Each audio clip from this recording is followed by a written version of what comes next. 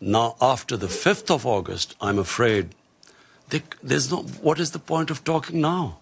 What they had done to Kashmir, unless and until they lift the curfew and then restore that Article 370, there's no chance of talking. So that's why we've asked President Trump and other world leaders to intervene.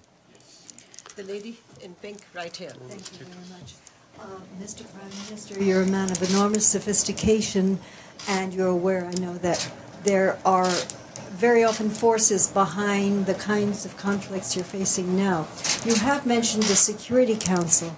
Now, one of my concerns, if this issue becomes before the Security Council, is there has been a tendency to attack Islamic countries, Iraq, Libya, and now Syria. And wouldn't it be risky to get the Security Council, with its multiple interests conflicting, involved in this? What would your expectation or hope be?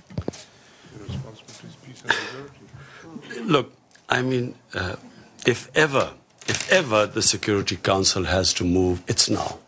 And I'll say for two reasons. One, the people of Kashmir are suffering simply because the Security Council could not implement its decision to allow them the right of self-determination.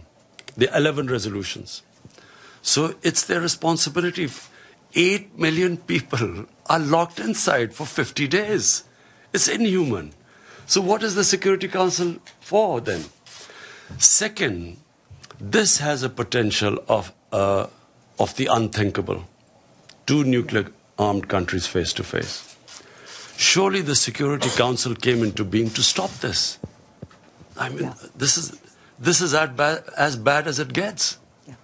So here's me. The reason I started by saying I would not have come out of Pakistan because, you know, we are just about coming out of a really difficult economic situation and governance issues and fighting a corrupt mafia. I would not have come here.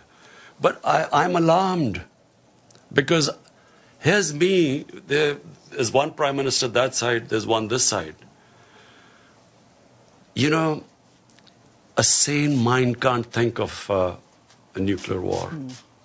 No sane mind can think of it. We grew up and after the Cuban crisis, and all of us sort of knew that the Cold War was there because the other war was unimaginable.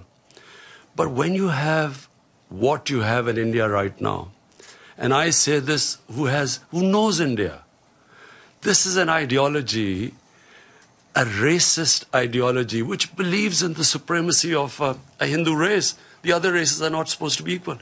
How do you reason with them? How do you reason with what they've done in Kashmir? I mean, would you expect a civilized society to do what they've done? I'm locked in, 8 million people. So therefore, I'm worried that if this goes on, there can easily be a miscalculation. And that's why the United Nations must act.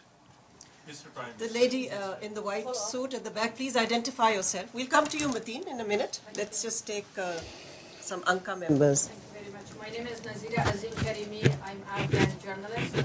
Mr. Khan, as Afghan people have a high expectation from you, because you're peace ambassador, you are a very famous soccer player. No. Cricket. Ball game, more or less the same. Ball is involved.